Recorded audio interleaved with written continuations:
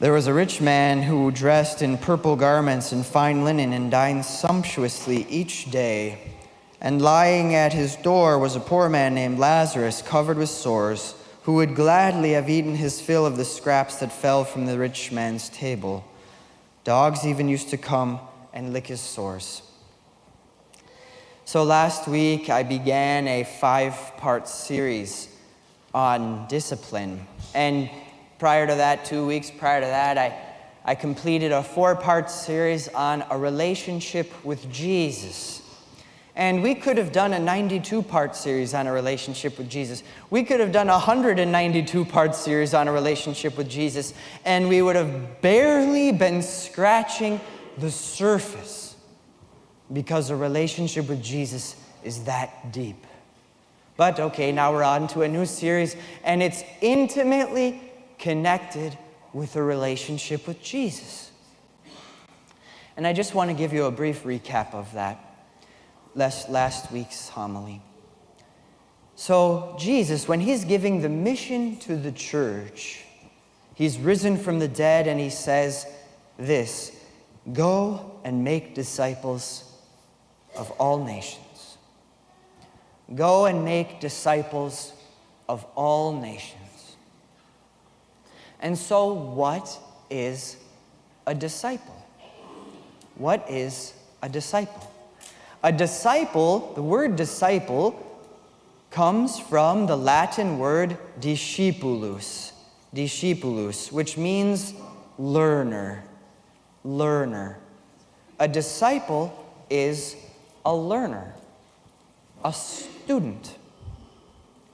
And so a disciple of Jesus is a learner, a student of Jesus.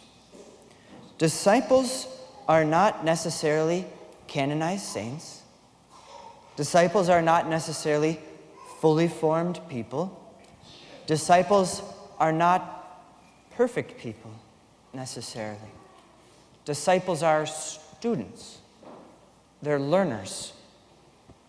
They are people who are trying and oftentimes failing, but trying to be like Jesus, to grow in Jesus, to learn from Jesus a little bit more today than yesterday, and a little bit more tomorrow than today.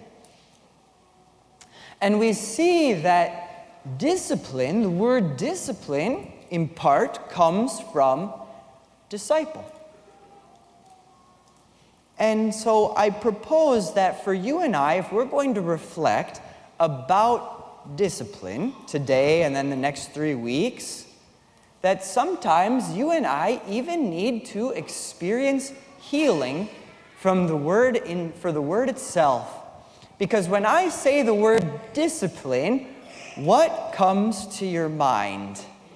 Perhaps when I say the word discipline, what comes to your mind is a nun from the 1950s who's got a ruler and who's ready to whack you right on the knuckles if you do something wrong. Or maybe when I say discipline, what you hear is your parents. And sometimes you and I, we have parents who treat us well. And other times, we can wonder. Sometimes our parents treat us very well, and other times we can wonder. And so if we're going to talk about discipline, then we need to experience healing, even about the word itself, right from the beginning. Because discipline is profoundly positive. Discipline is a profoundly positive reality.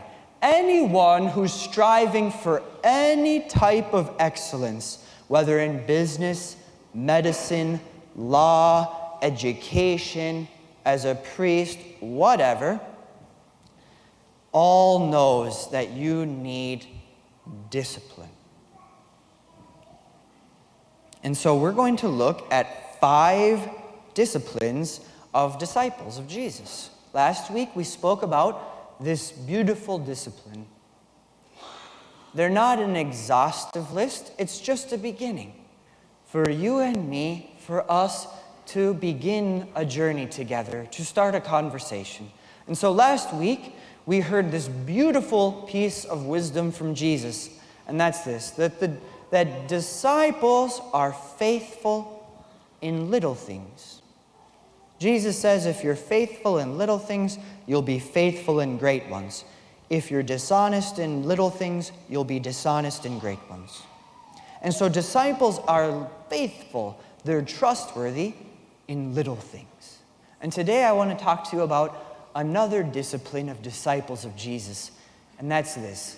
Disciples of Jesus Christ. Notice and care for the poor. Disciples of Jesus.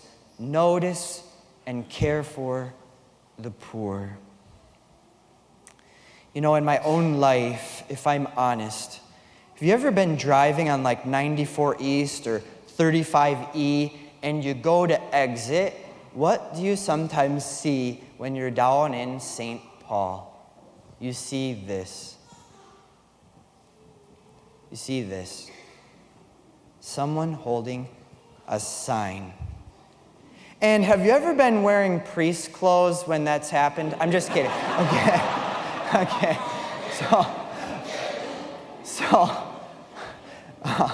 You know, I'm pulling up, I'm wearing priest clothes, and I can be so tempted. I can be tempted to do this.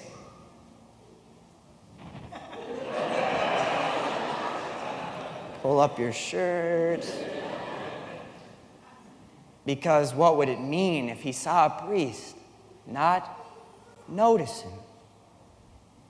Or have you ever pulled up and you're like, I know, if I just don't make eye contact with them, then I don't have to give. So you just look away and you don't make eye contact. You hope the light changes fast so that you don't have to give.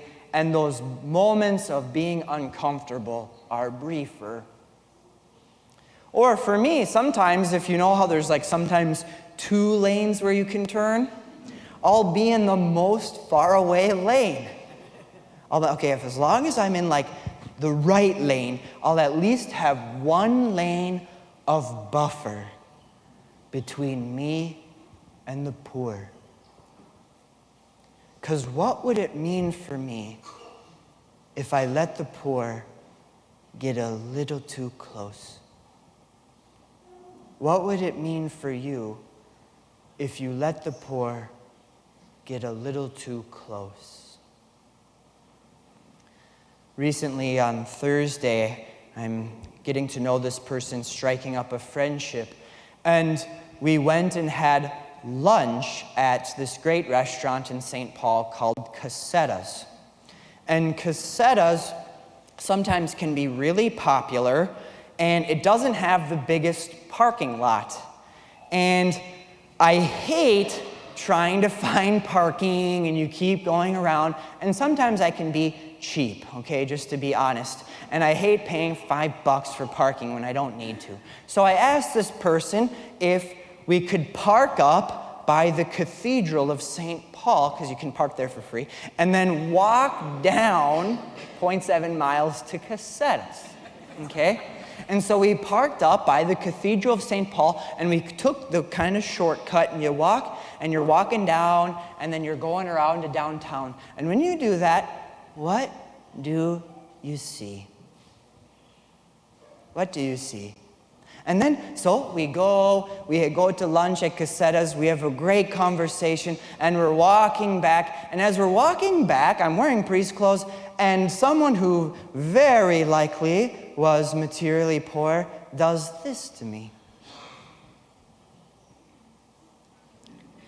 I think he was making the sign of the Holy Spirit to me. And as I keep walking, what do I see? A person still sleeping on the ground. And as we start to go up this hill to the cathedral, there's like an alleyway of trees, a small alleyway of trees, and there's some trees, and then behind that there's like an alleyway or something. And what do I notice? What do I see? Tents. I see tents. People sleeping outside on the doorsteps of the cathedral. On the doorsteps of the cathedral is Lazarus. And so I'm sitting with this. I'm thinking about this. Is the Lord calling me to something? Because Christians, all throughout our history, all the way back to the beginning, have noticed and cared for the poor. St. Paul, he receives this revelation of Jesus Christ risen from the dead, and it powerfully changes his life. He goes out to preach, and at one point in his life, he wants to make sure that he wasn't preaching in vain. He wants to make sure what he was preaching was in accord, was in conformity with what the other apostles were preaching. And so at one point, he gathers together with some of the other apostles, and he lays before them what he's been preaching, because he wants to make sure that they're in harmony with each other, because there's only one gospel. And as they're talking and he's laying out the gospel of what he's been preaching and sharing, listen to what he says in Galatians chapter 2. When they saw that I had been entrusted with the gospel to the uncircumcised, and when they recognized the grace bestowed upon me, gave me and Barnabas their right hands in partnership. But just one thing. Just one thing. Only we were to be mindful of the poor, which is the very thing I was eager to do. He has this powerful encounter with the risen Jesus. He goes out and he preaches. He wants to make sure that what he's preaching is not in vain, that it's in accord with the other apostles, in harmony with them, because there's only one gospel. And he lays it before them, and they say, yes, you are preaching the same thing we are. Just one thing, Paul. Just one thing. Be mindful of the poor. And he says, I was eager to do it. In the 360s, Christians have been living sometimes under persecution, sometimes not. And one of the Roman emperors, Julian the Apostate, he writes a letter, and this is what he says about. Why then do we think that this is enough? Why do we not observe that it is their benevolence to strangers? He's talking about Catholics, talking about Christians. Why do we not observe that it is their benevolence to strangers, their care for the graves of the dead, and the pretended holiness of their lives that have done most to increase atheism? He doesn't like our religion. I believe that we ought really and truly to practice every one of these virtues. I order that 1/5 of this be used for the poor who serve the priests, and the remainder be distributed by us to strangers and beggars. Listen close. For it is disgraceful that when no Jew ever has to beg, and the impious Galileans, Christians, support not only their own poor, but ours as well. All men see that our people lack aid from us. And so what were the Christians doing? They weren't just caring for the poor who were other Christians. They were caring for pagans who were poor. And was it surprising that those pagans became Christians? And so here I am thinking about these people living in tents on the doorsteps of the cathedral. Is the Lord calling me to something? To notice them, to care for them, to love them. And maybe perhaps one day they too might become a Christian. You know, we're very blessed that at our parish, we have the CEO of Feed My Starving Children. If you don't know about this organization, it's a truly fantastic and excellent organization. They do excellent work. And everyone who's ever volunteered at Feed My Starving Children, really likes it and has a great time. If you've never done it, I highly encourage you to Google about it, and you can even take your family and all of this. On Saturday, I received an email from Feed My Starving Children that said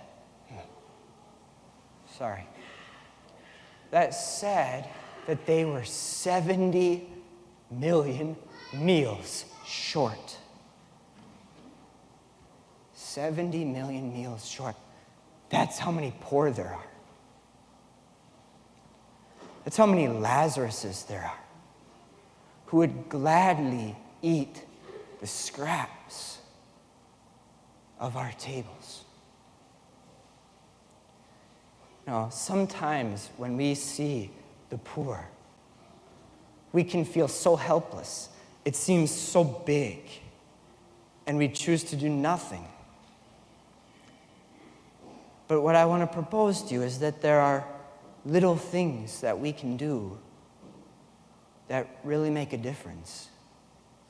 Jesus said disciples of him are faithful in little things, like making a meal at Feed My Starving Children, or caring for those on the doorsteps of the cathedral. No, Jesus, when you were poor, loved you. And we've been so blessed with material means. Won't you consider sharing some of them?